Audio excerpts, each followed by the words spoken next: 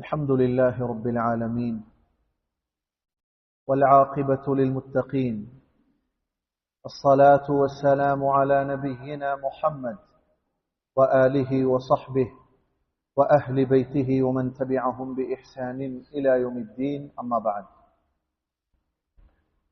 فأعوذ بالله من الشيطان الرجيم إن في ذلك لذكرى لمن كان له قلب أو ألقى السمع وهو شهيد. وقال نبينا محمد صلى الله عليه وسلم يرويه أمير المؤمنين في الحديث أبو عبد الله محمد بن إسماعيل بن إبراهيم بن المغيرة بن بردزبة الجعفي اليماني البخاري رحمه الله أنه قال حدثنا الحميدي قال حدثنا سفيان قال حدثنا يحيى بن سعيد الأنصاري أنه قال أخبرني محمد بن إبراهيم التيمي أنه سمع علقمة بن وقاص الليثي يقول سمعت عمر بن الخطاب رضي الله عنه يقول سمعت رسول الله صلى الله عليه وسلم يقول إنما الأعمال بالنيات وإنما لامرئ ما نوى فمن كانت هجرته إلى الله ورسوله فهجرته إلى الله ورسوله ومن كانت هجرته لدنيا يصيبها أو إلى امرأة ينكحها فهجرته إلى ما هاجر إليه أو كما قال عليه الصلاة والسلام. புகழனைத்தும் இவ்வுலகை படைத்து பரிபாலித்துக் கொண்டிருக்கிற ஏக இறைவன் அல்லாஹ் ஜல்ல ஜலாலுஹு அவனுக்கே உரித்தானது. அல்ஹம்துலில்லாஹ்.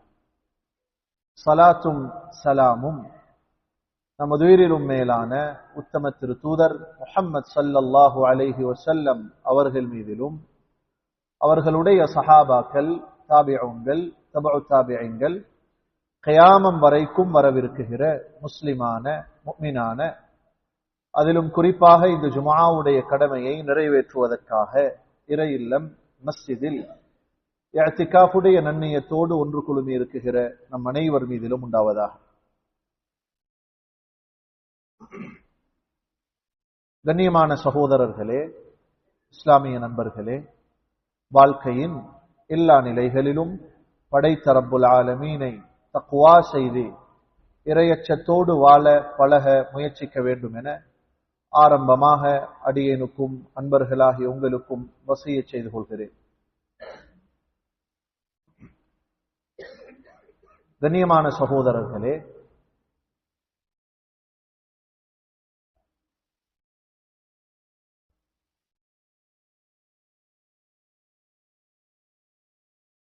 குர்ஆன் நிறைய சரித்திரங்களை பேசுகிறது. அதனுடைய ஆரம்பங்கள் முதல் படைக்கப்பட்ட முதல் மனிதர் சய்யிதுனா ஆதம் அலைஹிஸ்ஸலாமுடைய சம்பவத்தில் ஆரம்பித்து சொல்லப்போனால் சரித்திரங்களினூடாக ஒரு சமூகத்தை வழிநடாத்துகிற அந்த போங்கை குர்ஆன் கையாண்டிருக்கிறது.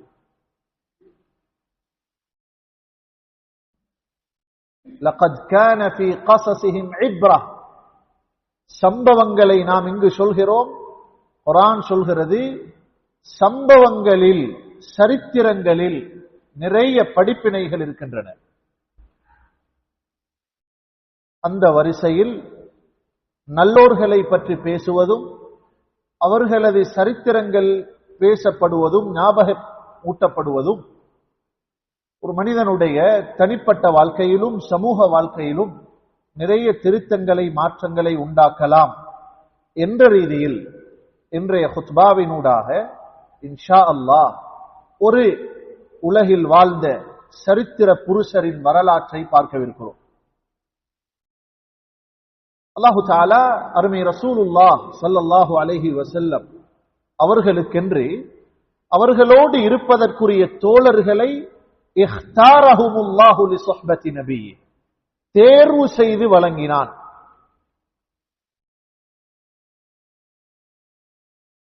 அபூபக்கராக ஒருவர் இருக்க வேண்டும் என்று அல்லாஹ் ஆரம்பத்திலேயே முடிவு செய்திருந்தார். உமராக ஒருவர் ஹபீபோடு இருக்க வேண்டும் என்ற முடிவு அல்லாஹுவால் செய்யப்பட்டு தேர்வு செய்யப்பட்டோர்களை அவர்களுக்கு சஹாபாக்களாக ஆக்கினார். அந்த ஒவ்வொரு சஹாபியிலும் இந்த உம்மத்திற்கான மிகப்பெரிய முன்மாதிரிகளை உண்டாக்கினார். மன் கான முஸ்தன்னன் ஃபல்யஸ்தன்ன பிமன் கத் மாத். அப்துல்லாஹ் இப்னு மஸ்ஊத் ரலியல்லாஹு அன்ஹு சொல்வார்கள், யாருக்கெல்லாம் வாழ்க்கையில் முன்னுதாரணமாக சிலர் வேண்டும் என்று தேவை இருக்கிறதோ சஹாபாக்களை முன்மாதிரிகளாக எடுத்துக் கொள்ளுங்கள். அல்லாஹுவால் தேர்வு செய்யப்பட்டு வழங்கப்பட்டவர்கள். இன் இக்ததைத்தும் இஹ்ததைத்தும், ஒவ்வொருவரை பின்பற்றினாலும் நிச்சயமாக நீங்கள் நேர்வழி பெறுவீர்கள் எனப்படுகிற அளவுக்கு அல்லாஹு தஆலா அந்த சஹாபாக்களை முன்மாதிரிகளாக ஆக்கி வைத்திருந்தார். அவர்களிலும் சிலரை விசேடப்படுத்தினார். அஸ்ஹாபு பத்ர், பத்ர் யுத்த களத்தில் கலந்து கொண்ட 313 சொச்ச சஹாபாக்கள். இஅமலு மா ஷி'தும் ஃபகத் கஃபர்து லக்கும், நீங்கள் விரும்பியதை செய்யலாம், செய்யவிருக்குகிற தவறுகளையும் மன்னித்து விட்டேன் என்றார். இன்னும் சிலரை அதைவிட சிறப்பாக்கினார்.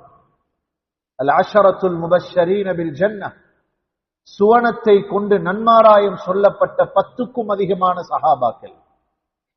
அதிலும் இன்னும் சிலரை சிறப்பாக்கினார். அல் குலஃபாஉர் ராஷிதூன் அல் அர்பஅ, நேர்வழி பெற்ற 4 கலீஃபாக்கள். அவர்களிலும் மிகச்சிறந்த ஈமானின் உபகாரத்தின் தரத்தை பெற்றவர் சையதுனா அபூபக்கர் சித்திக் ரலியல்லாஹு அன்ஹு, சையதுனா உமர் இப்னுல் கத்தாப் ரலியல்லாஹு அன்ஹு. மிக சிறப்பின் பட்டியலில் இடம் பிடிக்குகிற மாபெரும் ஒரு வரலாற்று புருஷர்தான் சையதுனா உஸ்மான் இப்னு அஃபான் இப்னு அபில் ஆஸ் ரலியல்லாஹு அன்ஹு. அன்பான சகோதரர்களே, உலக வரலாற்றில் ஒரு நபியுடைய 2 மகள்களை மணந்த பாக்கியமும் சந்தர்ப்பமும் பெற்ற ஒரே மனிதர் ஹஜ்ரத் உஸ்மான் மட்டும்தான். ஆதம் முதல் அலைஹிஸ்ஸலாம் நபியுல்லாஹி ஸல்லல்லாஹு அலைஹி வஸல்லம் அவர்கள் வரைக்கும் ஒவ்வொரு நபிமார்களின் பிள்ளைகளையும் மணந்தவர்கள் இருந்தார்கள், மருமகன்கள் இருந்தார்கள். நபியுல்லாஹி ஸல்லல்லாஹு அலைஹி வஸல்லம் அவர்களுடைய 2 பெண் பிள்ளைகளை மணந்த ஒரு மருமகன் இருப்பானாக இருந்தால் அது ஹஜ்ரத் உஸ்மான் இப்னு அஃபான் ரலியல்லாஹு அன்ஹு. இருவரில் ஒரு மகள் மரணிக்கிறார். உஸ்மானுக்கு மனைவியாக இருக்கும் பொழுது நபியுல்லாஹி ஸல்லல்லாஹு அலைஹி வஸல்லம் சொன்னார்கள், லவ் கானத் இந்தனா பின்துன் சாலிஸா லஸவஜ்னாஹா உஸ்மான், எனக்கு 3வது ஒரு மகளும் மணமுடிக்கும் வயதில் இருந்தால் அவளையும் உஸ்மானுக்கு தான் நான் கொடுப்பேன் என்றார்கள். நபியுல்லாஹி ஸல்லல்லாஹு அலைஹி வஸல்லம் அவர்களை விட வயதில் 6 வருடம் தான் இளையவர். யானை வருடத்தின் நடந்து 6வது வருடத்திலே பிறக்கிறார். மாமாவுக்கும் மருமகனுக்கும் 6 வயது வித்தியாசம். இவ்வளவு விரும்பத்தக்க பேராவல் உள்ள மருமகனாக ஆனதற்கு என்ன இருந்தது அவரிடம்? அன்பான சகோதரர்களே, இங்குதான் அவர்களில் நமக்கு முன்மாதிரி தேவை. உஸ்மான் இப்னு அஃபான் அவர்களிடமிருந்த முதற் குணம் என்ன தெரியுமா? சமூகத்தில் விரும்பப்படுகிற ஒரு நிலையில் வாழ்ந்தார்கள். இது ஒரு முஃமின் தன்னிடம் முயற்சி செய்து உருவாக்கி கொள்ள வேண்டிய ஒரு தரம். நான் ஒரு ஊரில் இருக்கிறேன் என்றால், ஒரு சமூகத்தில் வாழ்கிறேன் என்றால், ஒரு இடத்தில் வியாபாரம் செய்கிறேன் என்றால், அந்த மக்கள் என்னை விரும்ப வேண்டும். இது ஒரு முஃமினுக்கு அழகு. ஈமானிய உறவுள்ள யாரும் ஈமானிய உறவுள்ள ஒருவனை பிரிப்பதை வெறுக்கிறது மார்க்கம். அதிலும் குறிப்பாக ஒவ்வொருவரும் முயற்சி செய்ய வேண்டிய ஒரு பகுதி அது. நான் விரும்பப்படுகிற நிலையில் வாழ வேண்டும். அதுதான் சாதனை. சுந்தூக்கிலே கொண்டு வந்து ஜனாசா வைக்கப்படுகிற பொழுது அவருடைய வசதியோ அவருடைய பட்டங்களோ பதவிகளோ அங்கு சொல்லப்படுவதில்லை. நல்ல மனுஷன், எப்ப கண்டாலும் சிரிப்பார், எப்ப கண்டாலும் பேசுவார், ஏற்றத்தாழ்வு பார்க்க மாட்டார், ஏழ்மை வசதி என்பது அவருக்கு பிரச்சனை இல்லை, அனைவரோடும் சமமாக பழகுவார். இந்த வார்த்தைகளை பெறுவது என்பது கடினம். இதற்கு ஒரு உழைப்பு தேவை.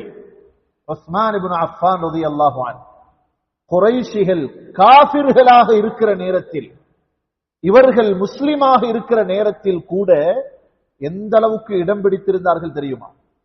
தனது சமூகத்தாரிடத்தில் எந்த அளவுக்கு அவர்களுக்கு அதாவது இடம் இருந்தது தெரியுமா? நபியுல்லாஹி ஸல்லல்லாஹு அலைஹி வஸல்லம் உம்ராவுடைய நோக்கத்திற்காக மக்காவை நோக்கி மதீனாவில் இருந்து பயணமான பொழுது ஹிஜ்ரி 4 அல்லது 6 பயணமாகிறார்கள். அந்த நேரத்தில் ஹுதைபியா என்ற இடத்தில் தங்கி அங்கிருந்து நாம் உம்ராவுக்காக வந்திருக்கிறோம் என்ற செய்தியை சொல்லி குறைஷிகளிடம் அனுமதி பெற்று சமரசம் பேச வேண்டும்.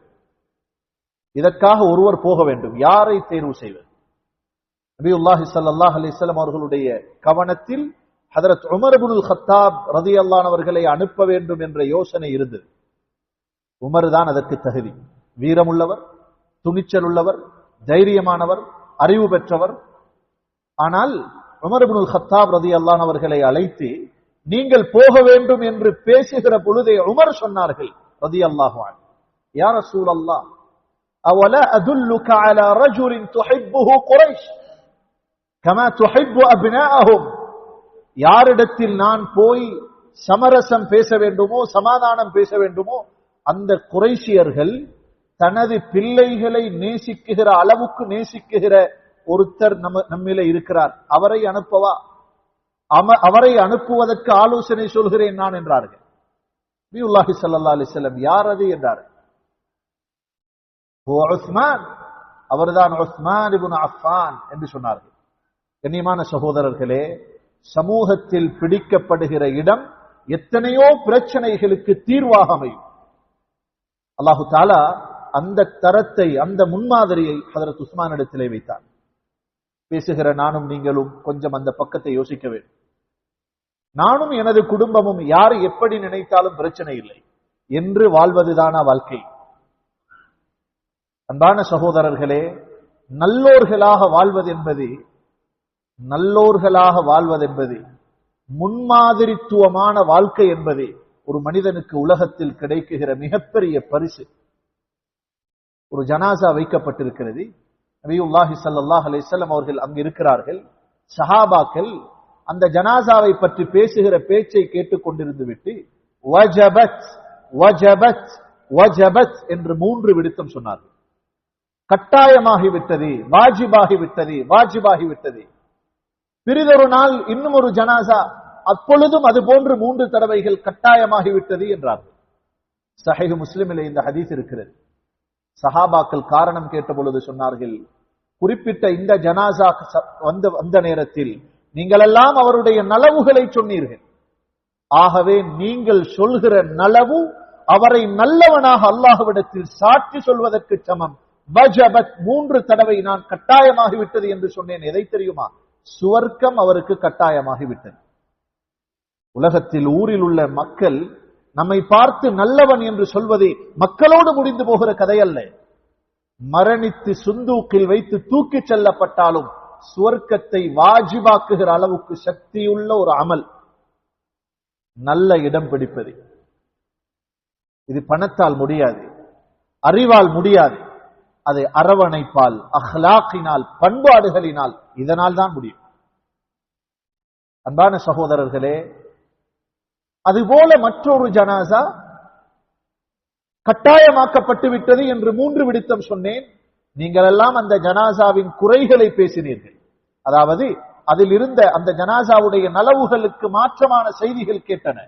அதுபோலவே அந்த மனிதன் அவருடைய விடயத்தில் அல்லாஹ் உங்களது பேச்சை சாட்சியாக ஆக்கி அவனுக்கு நரகம் வாஜிபாகிவிட்டது என்றார். அன்பான சகோதரர்களே, நல்ல இடம், நல்ல தரம், நல்ல எண்ணம், சமூகத்திலே நல்ல பெயர், இது முயற்சி செய்து மக்களிடமிருந்து பெறப்பட வேண்டியது.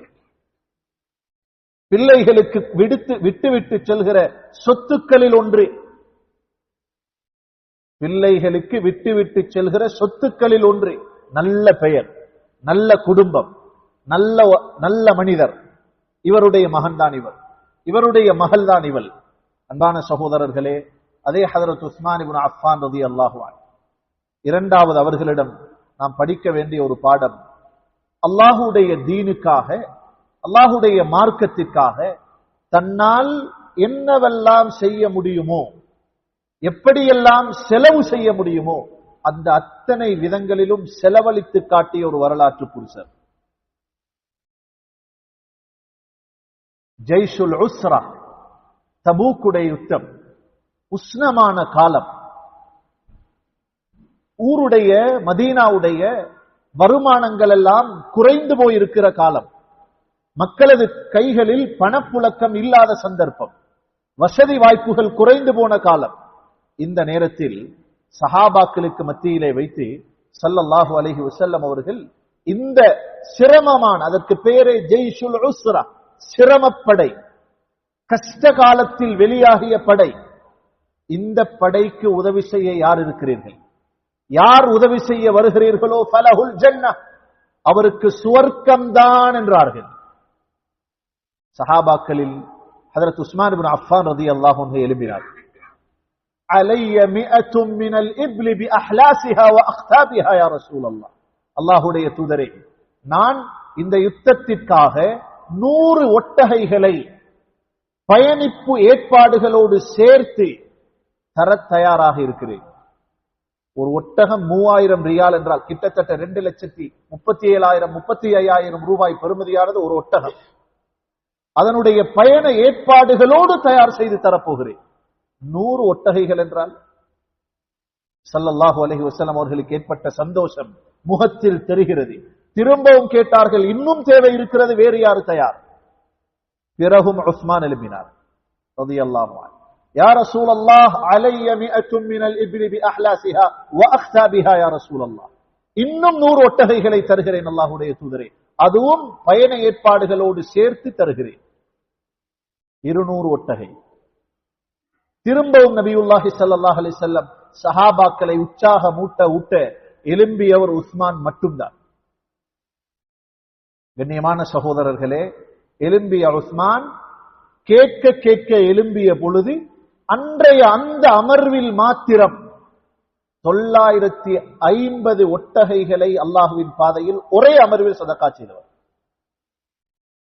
ஒரு அமர்வில், ஒரு சபையில், ஒரு மஸ்ஜித் கட்டப்படுவதற்கு, ஒரு பாடசாலையுடைய உதவிக்கு, அல்லது ஒரு ஊருடைய தேவைக்கு, இது போன்ற ஒரு தேவையின் பொழுது நாம் எதை கொடுக்க யோசிக்கிறோம்? ஹஜ்ரத் உஸ்மான் இப்னு அஃபான் ரலியல்லாஹு அன்ஹு ஒரு சபையில், ஒரு அமர்வில் 950 ஒட்டகைகள் என்றால் கணக்கு போட்டு பாருங்க.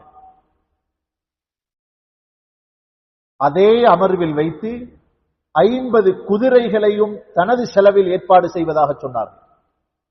சுவர்க்கம் வாஜிபாக்கப்பட்ட காரணங்களில் ஒன்று அது. அதுபோல மதீனாவுடைய அந்த சூழலில் பி'ரே ரூமா என்ற ஒரு கிணறு இருந்தது. அந்த கிணற்றுக்கு பெயர் பி'ரே ரூமா.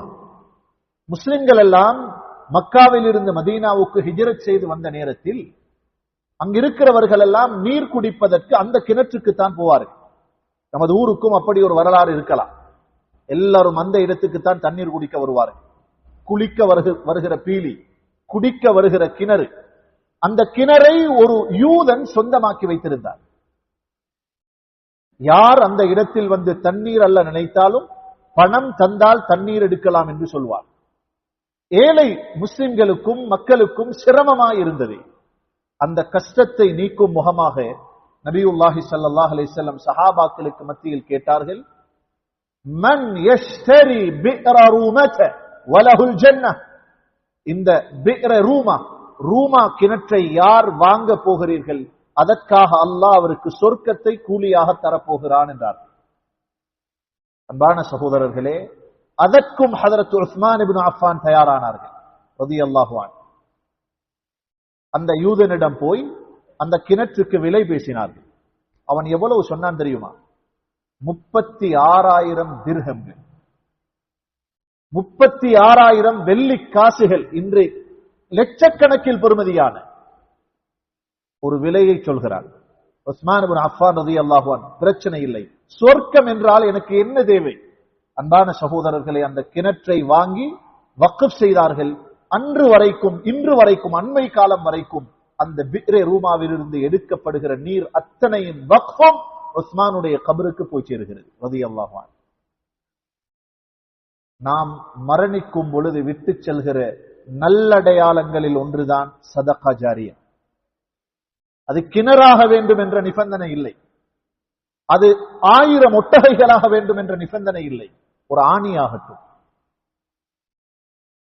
ஒரு தூணாகட்டும், ஒரு கல்லாகட்டும். அன்பான சகோதரர்களே, நாம் விட்டு செல்கிற நன்மைகளை கப்ருக்கு அனுப்பி கொண்டிருக்கிற நிரந்தரமான அக்கவுண்டுகளில் மிக முக்கியமான ஒன்றுதான் ஒரு முஸ்லிமுக்கு தரப்பட்டிருக்கிற சதகா ஜாரியா. இதற்கு முன்னுதாரணம் ஹஜ்ரத் உஸ்மான் இப்னு அஃபான் ரலியல்லாஹு அன்ஹு. அதுபோல ஹஜ்ரத் உஸ்மான் சொந்த வாழ்க்கையில் இருந்த அவர்களுடைய பண்புகள், மிக வெட்க குணமுடையவராக இருந்தார்கள்.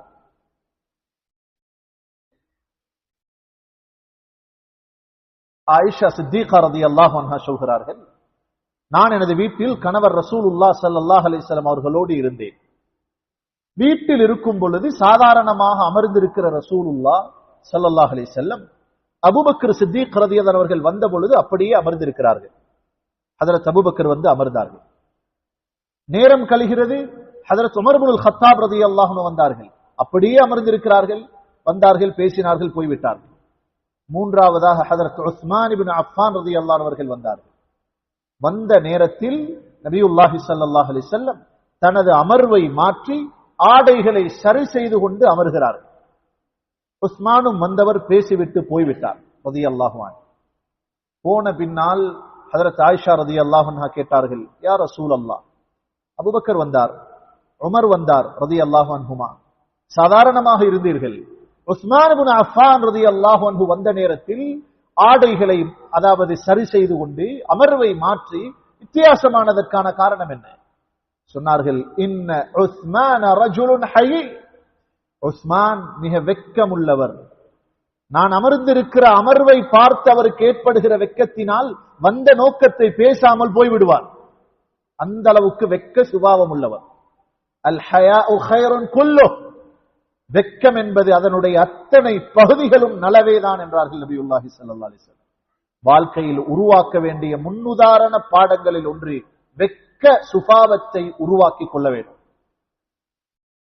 அன்பான சகோதரர்களே, ஒரு முஸ்லிமிடம் வெட்கம் என்ற பண்பு நலவுகளை மாத்திரம்தான் கொண்டு வந்து சேர்க்கும். பேச்சில், சபையில், பாதையில், ஆடையில், குடும்ப வாழ்க்கையில் ஒழுக்கமாக நடக்க நினைத்தால் வெட்கம் தானாய் வர ஆரம்பிக்கும். அன்பான சகோதரர்களே, பாவங்களில் பகிரங்க நிலை உருவாகுவது வெட்கம் இல்லாமல் போனதனுடைய விபரீதம். பகிரங்கமான பாவம் நன்கு தெரிகிறது, அசிங்கப்படுவோம். தெரிந்து கொண்டும் அந்த வியாபாரத்தில் போய் சிக்கிக் கொள்வதென்பது வெட்கங்கெட்டதனம்.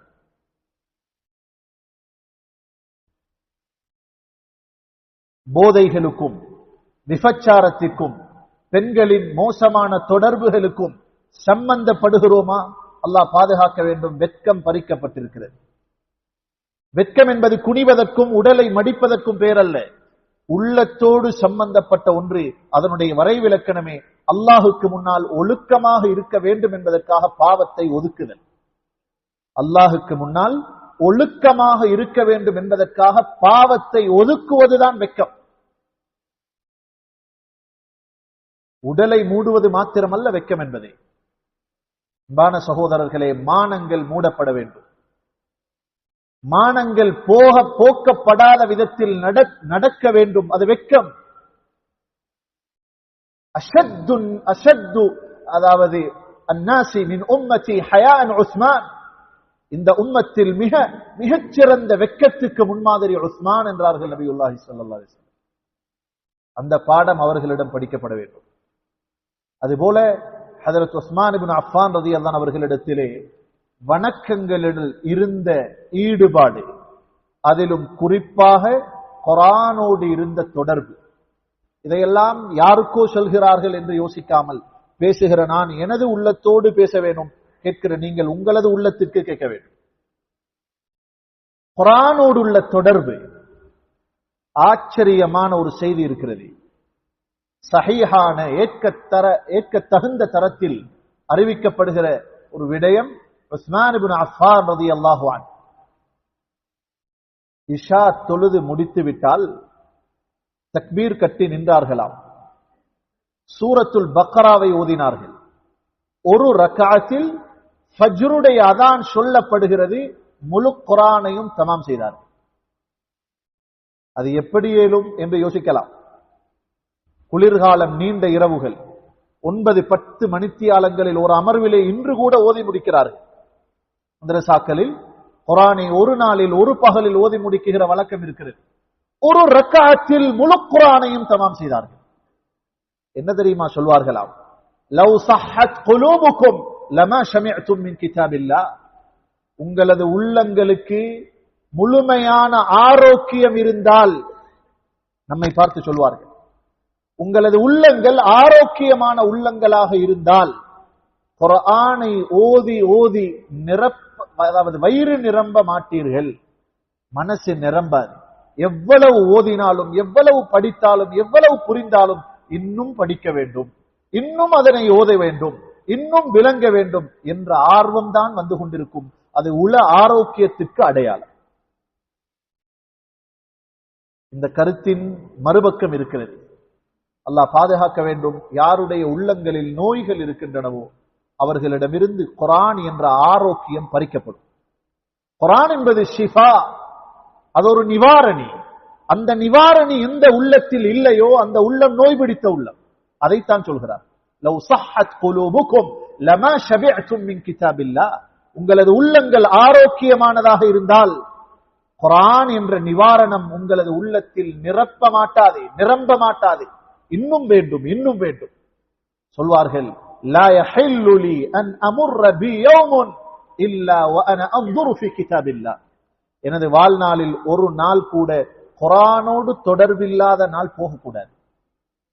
யோசித்து பாருங்கள் அன்பான வாலிபர்களே, கடைசியாக குர்ஆனை எடுத்து ஓதிய நாள் எப்பொழுது? போன ரமலானுக்கு எடுத்த குர்ஆன் இன்னும் எடுக்கப்படவில்லை. தந்தை மரணித்து விட்டார் என்பதற்காக வல்ல குர்ஆனும் யாசீனும் நமக்கு தரப்பட்டது. பரக்கத்துகளும் நலவுகளும் உண்டாக வேண்டும் என்பதற்கு கடையிலும் வீட்டிலும் ஷைத்தானை துரத்த வல்ல பக்ரா தரப்பட்டது. அது நோக்கங்களில் ஒன்று. குர்ஆனுடைய லட்சியம் மனித உள்ளங்களை அல்லாஹ்வோடு இணைப்பது. யார் குர்ஆனோடு தொடர்பு பட ஆரம்பிப்பார்களோ அல்லாஹ் அவர்களோடு பேசுகிறான் என்று வருகிறது. அல்லாஹ் அவர்களோடு பேசுகிறான். அன்பான சகோதரர்களே, குர்ஆனோடு இணைவோம். அதுபோல உஸ்மான் இப்னு அஃபான் ரலியல்லாஹு அன்ஹு அவர்களிடமிருந்து நாம் படிக்க வேண்டிய மிக முக்கியமான நிறைய பாடங்கள். அவ்ஸலுக்கும் ரஹிமா, ஆயிஷா சித்திகா ரலியல்லாஹு அன்ஹா சொல்கிறார்கள், குடும்ப உறவுகளை மிக பேணி வாழுகிற ஒரு மிகப்பெரிய மனிதர் உறவுகளை பேணுவார். அன்பான சகோதரர்களே, குடும்ப உறவுகளுக்கிடையில் பெரிய விரிசல்கள் உண்டாகி இருக்கிறது. அதற்கு நான் காரணமாக இருந்தேனோ இல்லையோ, யாரோ ஒருவருடைய காரணமாக இருக்கலாம், ஏதோ ஒரு காணியுடைய காரணமாக இருக்கலாம், ஏதோ ஒரு சொத்துடைய பிரச்சனையாக இருக்கலாம். சொந்த உறவுகளுக்கு இடையில் ஏற்படுகிற விரிசல் அல்லாஹ் பாதுகாக்க வேண்டும், அபாயகரமான நிலையை உண்டாக்கும். சொந்த தாயோடு பேசாதவர்கள் இருக்கிறார்கள். உம்மாவோட ஒரு சஹாபி வருகிறார், யா ரசூலல்லாஹ், நான் ஷாமில் இருந்து வருகிறேன். எதற்கு தெரியுமா? மதீனாவில் உங்களோடு தங்கி இருந்து இஸ்லாமிய அறப்போர்களில் உங்களோடு கலந்து பயணிக்க வேண்டும், ஜிஹாது செய்ய வந்திருக்கிறேன். நபியுல்லாஹி ஸல்லல்லாஹு அலைஹி வஸல்லம் கேட்டார்கள், அஹய்யுன் வாலிதாக், உன்னுடைய தாயும் தந்தையும் உயிரோடு இருக்கிறார்களா? ஆம் என்றார். அப்படி என்றால் இர்ஜி இலைஹிமா ஃபஅஹ்சின் சுஹ்பதஹுமா ஃபஇன்னல் ஜன்னத தம்ம. உனது சுவர்க்கம் மதீனாவில் அல்ல இருக்கிறது, உனது சொர்க்கம் ஷாமில் இருக்கிறது. உனது தாய் தந்தையிடத்தில் போய் அவர்களுக்கு செய்ய வேண்டிய உபகாரத்தோடு நீ சேர்ந்து இரு, உபகாரமாக இரு, உனது சொர்க்கம் அங்குதான் என்றார்கள். சஹாபி வந்து கேட்டார், மன் அஹக்குன் நாஸி பிஹுஸ்னி ஸஹாபதி, நான் மிகவும் இணைந்து வாழ்வதற்கு, உறவு பேணி நடப்பதற்கு மிக தகுதியானவர் யார்? உம்முக், உனது தாய் என்றார்கள். பிறகு உனது தாய் என்றார்கள். மூன்றாவது தடவையும் பிறகு என்று கேட்கிறார், உன்னுடைய தாய் என்றார். பிறகு உன்னுடைய தந்தை என்றார். தாயை விடவும் சேர்ந்து நடப்பதற்கு உலகத்தில் ஒரு ஜீவன் நமக்கு கிடையாது. ஒரு ஆண் திருமணம் முடிக்க முன்னரும் திருமணம் முடித்த பின்னரும், ஒரு ஆண் திருமணம் முடிக்க முன்னரும் திருமணம் முடித்த பின்னரும் முதலாவது கடமைப்படுவது அவனது தாய்க்குத்தான். அதற்கடுத்துதான் மனைவி, அதற்கடுத்துதான் ஏன் தந்தை, அதற்கடுத்துதான் தான் பெற்ற சொந்த பிள்ளைகள். இந்த சட்டம் இங்கிருந்து எடுக்கப்படுகிறது. தாய்க்கு அடுத்து தந்தை. தந்தையின் மனதை நோகடித்தால் அல்லாஹுவின் கோபத்திற்கு ஆளாகிறான் என்கிறது ஹதீஸ். வருத்தங்களையும் சுமைகளையும் சொல்லாமல் சுமக்குகிற ஒரு ஜீவன் தான் தந்தை என்பவர். தாய்க்கு வயிற்றில் சுமக்குகிற சுமையினாலும் பெற்ற பின்னால் கரத்தில் சுமக்கிற சுமையினாலும் அவளது உதிரத்தை பாலாய் ஊட்டுகிற பாக்கியத்தினாலும் அந்த தாய்க்கு தாய்மைக்கு கிடைத்த அந்தஸ்து மரியாதை எப்படியோ அதுபோல தந்தை அவரது ஒவ்வொரு நிமிடத்திலும் பிள்ளைகளை சுமக்கிறார். ஒவ்வொரு கஷ்டத்திலும் பிள்ளையை யோசிக்கிறார். அந்த கஷ்டங்கள் லேசாக மாறி போகிறது, வெயில்கள் நிழலாய் மாறி போகிறது, மழையாய் மாறி போகிறது. அன்பான சகோதரர்களே, வெளிநாடுகள் உள்நாடுகளாய் மாறி போகிறது. ஒரு தந்தையாக இருக்கிறவர் படுகிற சிரமத்தை ஒரு பிள்ளை புரிந்து அவருக்கு செய்கிற உபகாரத்திற்கு அல்லாஹ் கொடுக்கிற மதிப்பு என்ன தெரியுமா? எனது பொருத்தத்தை பெற்றவனின் பொருத்தத்தில் பெற்றுக்கொள். உம்மா வாப்பாவோடு பேசாமல் இருக்கிறதுக்கு, வெறுத்திருப்பதற்கு எந்த மகனுக்கும் மகளுக்கும் உரிமை கிடையாது. அதற்கடுத்த மூன்றாவது தரம் சொந்த சகோதர சகோதரிகள், அல் இஹ்வத்து வல் அஹவாத், சகோதர சகோதரிகளுடைய உறவு இருக்கிறதே, உம்மா வாப்பாவிற்கு அடுத்து மூன்றாவது தரத்தில் இடம்பெறும். சட்ட ரீதியாகவும் அப்படித்தான், மார்க்கத்தில் பல விடயங்களில் அந்த தரம் பேசப்பட்டிருக்கிறது. ஹஜ்ஜாஜ் இப்னு யூசுப் அஸ்ஸகஃபி பெரும் கொடுங்கோலன், பெரும் ஒரு கொடுங்கோல் ஆட்சி செய்தவன். முஸ்லிம்களில் ஒரு பெண்ணை அவன் சிறைபிடித்தான். சிறைபிடித்து கேட்டானாம், உன்னை விடுதலை செய்கிறேன், அவள் விடுதலை ஆகுகிற காலத்தில் உன்னை விடுதலை செய்கிறேன். உனது குடும்பத்தில் 3 பேர் நம்மிடம் கைதிகளாக இருக்கிறார்கள். ஒன்று உனது கணவர், இரண்டாவது உனது பிள்ளை, மூன்றாவது உனது சகோதரர். மூவரில் ஒருவரை உனக்கு எடுத்துக்கொண்டு போகலாம். பெண் பயணிக்க வேண்டும், போக வேண்டும், வாழ வேண்டும். அவள் 3 பேரையும் கேட்டு விடுவாள். ஹஜ்ஜாஜ் சொல்கிறான், 3 பேர்கள் உன்னுடைய குடும்பத்தில் சிறை கைதிகளாக நம்மிடம் இருக்கிறார்கள். உனது கணவன், உனது பிள்ளை மகன், உனது சகோதரன், யார் வேண்டும்? அவள் சொன்னாலாம், அஸ்ஸௌஜு மௌஜூத் வல் வலது மௌலூத் வல் அஹு மஃகூத். கணவன் இவர் இல்லாவிட்டால் வேறு பல கணவன்கள் இருக்கிறார்கள், முடித்துக் கொள்ளலாம். வலிப்னு மௌலூத், முடிக்கிற கணவனுக்கு பிள்ளைகள் பிறக்கலாம். வல் அஹு மஃகூத், இங்கு நான் இழப்பதாக இருந்தால் கணவன் இழப்பல்ல, இழப்புத்தான். அந்த மூவருக்கும் இடையில் கணவனின் இழப்பு எனக்கு இழப்பாக தெரியவில்லை, பிள்ளையின் இழப்பு எனக்கென்று வாரிசாக பிள்ளை இழப்பாக தெரியவில்லை. இழப்பென்றால் எனது சகோதரன் தான். இந்த அறிவார்ந்த பேச்சை கேட்டவுடன் ஹஜ்ஜாஜ் அந்த குடும்பத்தில் உள்ள 3வரையும் சேர்த்துள்ள அத்தனை பேரையும் உரிமை, அதாவது விடுதலை செய்தான் என்ற வரலாறு பதியப்பட்டிருக்கிறது. சகோதரம் என்பது, உஹுவா என்பது, சகோதரத்துவம் என்பது கண்ணியமானவர்களே, பெற்றோருக்கு அடுத்து வருகிற தரம். தாயை இழந்தவர்களிடம் மூத்த சகோதரியின் பெருமதியை கேட்டு பாருங்கள். தந்தையை இழந்தவரிடம் மூத்த சகோதரனின் பெருமதியை கேட்டு பாருங்கள். இந்த உறவுகள் துண்டிக்கப்பட முடியாத குடல்வாய் உறவுகள்.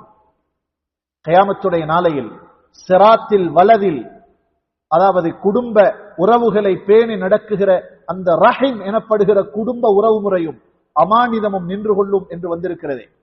யாரெல்லாம் குடும்ப உறவுகளை துண்டித்து வாழுகிறார்களோ, நஊது பில்லாஹ், அந்த ஒரு பாவத்தினாலேயே சிராத்தை கடக்க முடியாமல் போவார்கள் என்கிறது ஹதீஸ். ஆகவே சையதுனா உஸ்மான் இப்னு அஃபான் ரலியல்லாஹு அன்ஹு முன்மாதிரி மிக்க ஒரு தலைவர். சொல்ல போனால் அவர்களிடமிருந்து நாம் படிக்க வேண்டும். நமது சமூகத்தில், நமது ஊரில், நமது பகுதிகளில் நமக்கென்ற ஒரு நல்ல இடத்தை, நமது குடும்பத்திற்கென்று நல்ல இடத்தை சொத்தாக சம்பாதித்து விட்டு போவோம். விசேடமாக மார்க்க பணிகளில், ஊருடைய நலவுகளில் செலவு செய்வதில், சதகாத்துகளில் ஈடுபடுவோம். சொர்க்கம்தான் கூலி என்று வருகிறது. சொந்த வாழ்க்கையில் அமல் இபாதாத்துகளில் முன்னேறுவது போல மான மரியாதையை பாதுகாக்குகிற, அல்லாஹுக்கு முன்னால் ஒழுக்கத்தோடு நடக்கிற, மக்கள் என்னை பார்த்து சீ என்பதற்கு ஒரு பயம் இருப்பது போல அல்லாஹ் என்னை பார்த்து இவ்வளவு அசிங்கமான ஒரு செயலை செய்கிறானே என்கிற பாவங்களில் இருந்து ஒதுங்கி ஒழுக்கமாக வெட்கத்தோடு வாழ பழகுவோம். சையதுனா உஸ்மான் இப்னு அஃபான் ரலியல்லாஹு அன்ஹு குடும்ப உறவுகளோடு மிக நெருக்கமாக வாழ்ந்திருக்கிறார்கள். சொல்ல போனால் இவ்வளவு பெரிய நல்லவருக்கும் இறுதியில் மோசமான சில பெயர்கள் கிடைத்தன. இதை சொல்லி முடிக்கிறேன். அன்பான சகோதரர்களே, 12 வருட ஆட்சி செய்கிறார்கள். ஆட்சி முடிகிற தருவாயில் அப்துல்லாஹ் இப்னு சபா போன்ற யூதர்களின் திட்டமிடலினால் இஸ்லாம் உலகத்தில் பெரும்பாலான பகுதிகளுக்கு பரவி இருந்த காலம் அது. உஸ்மானின் ஆட்சியை ரலியல்லாஹு அன்ஹு வீழ்த்த வேண்டும் என்பதற்காக அவர்கள் குறித்து மோசமாக பேசினார்கள். மனிதன் என்ற ரீதியில் நடக்கிற சிறு சிறு தவறுகளை எல்லாம் பெரும் குறைகளாக பேச ஆரம்பித்தார்கள். ஒரு ஆட்சியே கவிழ்ந்து போனது. முக்கியமான ஒரு விஷயம் இது. ஒரு நிர்வாகத்துடைய, ஒரு நல்ல பாடசாலையுடைய அதிபருடைய, ஆசிரியனுடைய, ஆசானுடைய, இமாமுடைய, நல்லோர்களுடைய, சமூகத்தின் சேவைகளில் ஈடுபடுகிற தியாகிகளுடைய சிறு குறைகளை ஊரும் உலகமும் பகிரங்கமாக பெரிதிப்படுத்த ஆரம்பிக்கும் பொழுது நலவுகள் உண்டாவதில்லை, இருக்கிற நலவுகள் நழுவி போகும். உஸ்மான் இப்னு அஃபான் ரலியல்லாஹு அன்ஹு 12 வருட மிகச்சிறந்த ஆட்சி நபியுல்லாஹி ஸல்லல்லாஹு அலைஹி வஸல்லம் சொல்லி வைத்திருந்தார்கள். உஸ்மான், இன்னல்லாஹ லா யுல்பிசுக கமீஸன் இன் அரதுக அன் யன்ஸிஊஹு ஃபலா தன்ஸிஅ. உங்களுக்கு அல்லாஹ் ஒரு ஆடையை அணிவிக்கவிருக்கிறார். அந்த ஆடையை யாரு விரும்பினாலும் கலட்ட வேண்டாம். ஹிலாஃபத்தை சொல்கிறார். ஏறிய ஆட்சி பீடம் 12 வருடத்திற்கு பின்னர் மக்கள் பேசுகிற குறைகளினால் நொந்து போனார்கள். தள்ளாத வயது 83 வயதில் மிம்பரில் ஏறினார். சொன்னார்கள், யா அய்யுஹன் நாஸ், மக்களே, என்னிடம் ஏதாவது குறைகள் இருப்பதாக நீங்கள் தெரிந்தால் ஃபஇன்னி அதூபு இலல்லாஹி ஃபீ ஸாஅத்தி ஹாதிஹி, இந்த நேரத்திலேயே நான் அந்த தவறுகளை சொல்லுங்கள், அல்லாஹ்விடம் தௌபா செய்ய தயார். மக்களை நிதானப்படுத்தினார்கள். மிம்பரில் வைத்து கண்ணீர் விட்டு அழுதார்கள். இது சொந்த பதவியை தக்க வைக்குகிற முயற்சிக்காக அல்ல. அந்த கண்ணீர் அல்ல அது. சமூகத்தின் ஒற்றுமை சீர்குலைய கூடாதா? நலவுகள் பேசப்பட வேண்டும், நன்மைகள் பேசப்பட வேண்டும். எந்த நல்ல மனிதர்களை நமது ஊர் ஈன்றெடுத்தாலும், நமது வெலம்பொடை, நமது இந்த பகுதிகள் எந்த நல்ல மக்களை உருவாக்கினாலும் அந்த நல்ல மக்களை நல்லவர்களாக பேசுகிற நிலை இருக்குகிற வரைக்கும் ஊருக்கு நலவுதான். உஸ்மானாக இருந்தாலும் சஹாபியாக இருந்தாலும் அவர்களின் மனிதன் என்ற ரீதியில் நடக்கிற குறைகள் பகிரங்கமாக பேசப்பட்டன. அந்த அத்தனை நலவுகளையும் இழந்தார்கள். இறுதியில் அல்லாஹ் பாதுகாக்க வேண்டும். உஸ்மான் இப்னு அஃபான் ரலியல்லாஹு அன்ஹு அவர்கள் கொலை செய்யப்பட்டு ஷஹீதானார்கள். பஷ்ஷிர்ஹு பில் ஜன்னஹ் அலா பல்வா துஸீபு. ஸஹீஹுல் புகாரியில் இருக்கிறது. உஸ்மான் இப்னு அஃபான் ரலியல்லாஹு அவர்களை ஸல்லல்லாஹு அலைஹி வஸல்லம் இப்படி வரவேற்றார்கள். அவருக்கு சொர்க்கம் கிடைக்கும் என்ற நன்மாராயம் சொல்லுங்கள், அத்தோடு அவருக்கு ஏற்படுகிற சோதனையும் உண்டு என்றார்கள். இதுதான் அந்த சோதனை. சக்கராத்துடைய மரண படுக்கையில் நபியுல்லாஹி ஸல்லல்லாஹு அலைஹி வஸல்லம் இருக்கும் பொழுது உஸ்மானை கூப்பிட்டு ரகசியம் பேசினார்கள். அந்த ரகசியத்தின் பொழுது முகமெல்லாம் மாறி போனது. ஆயிஷா ரலியல்லாஹு அன்ஹா சொல்கிறார்கள், அதற்குரிய காரணத்தை அவர்கள் கொலை செய்யப்பட்ட நேரத்திலே கண்டோம். அவர்கள் கொலை செய்யப்படுகிறார்கள் தனது சொந்த வீட்டுக்குள்ளால். மோசமான யூத சூழ்ச்சிகள் அங்கே தாக்கம் செலுத்துகிறது. கண்ணியமான சகோதரர்களே, கொல்லப்பட்டு சொட்டுகிற இறுதி சொட்டு ரத்தம் விழுகிறது குர்ஆனுடைய ஒரு வசனத்தில். ஃபஸயக்ஃபீகஹுமுல்லாஹ், அல்லாஹ் இந்த கொலை அல்லாஹ் இவர்களுக்கு போதுமானவன் என்ற கருத்தை தருகிற வசனத்தில் தான் அவர்களது இறுதி சொட்டு இரத்தம் விழுந்தது. ஆச்சரியம்! உஸ்மான் இப்னு அஃபானின் கொலையில் பங்கு கொண்ட அத்தனை பேரையும் அல்லாஹ் கொலை செய்யப்பட்ட நிலையிலேயே இந்த உலகத்தை விட்டு அழித்தான். அந்த கொலையில் பங்கு கொண்ட 40க்கும் அதிகமானவர்கள் வரலாற்று தொகுப்புகளை பார்க்கும் பொழுது கொலையில் ஈடுபட்ட அத்தனை பேரும் கொல்லப்பட்டுதான் இறந்து போனார்கள். நலவுகளுக்கு ஒரு நாளும் பூட்டுக்களாக